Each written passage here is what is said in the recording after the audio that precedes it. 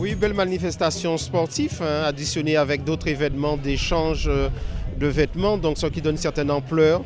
Mais je suis très satisfait du public, mais aussi de la composition des coureurs. Hein. Au-delà de Gourbert, de la Guadeloupe, on a d'autres îles environnantes, dont la Martinique.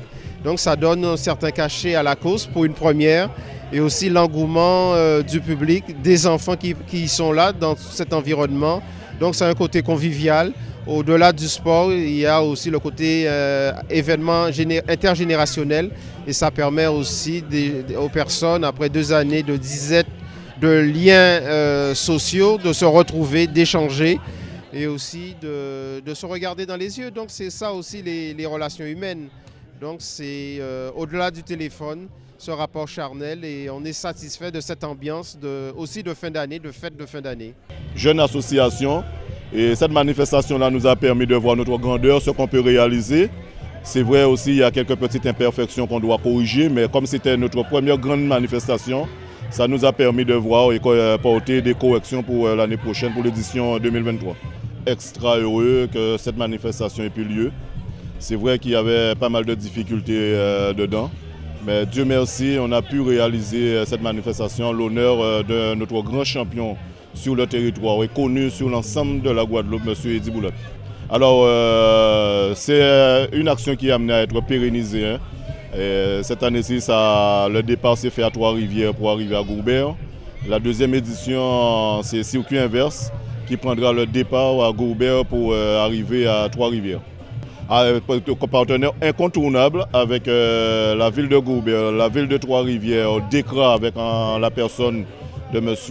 Raymond Erdan, et la maison d'insertion M. Juillet Josie et Autoprimo qui se trouve à Val-Canard. Ce sont pas la boulangerie mais l'épicerie à Val-Canard.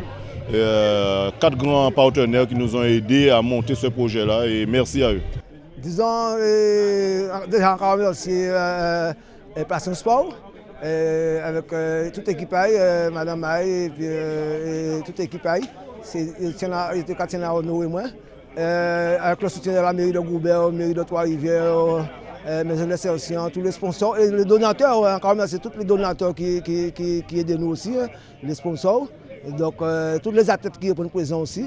Et même par la pensée aussi, ils étaient là aussi. C'est les partenaires qui viennent là. Parce que nous savons qu'il y a une Coupe du Monde là, il y a une autre manifestation aussi. Qui fait que, encore merci. C'était un bel hommage. En vrai, c'était un bon coup quand même. Ça fait un plaisir de voir ces gens répondre présent. Mais comme on dit, première édition, 10 km. Et j'espère que l'année prochaine, on va être là encore. Comme je dis souvent, vive le sport. Hein, et puis, malgré les épreuves de la vie, les aléas de la vie, mais on essaie d'avancer. Et puis on est là, et puis avec la santé, la bonne humeur, et puis on est là. Ouais, carton plein, ça s'est super bien placé.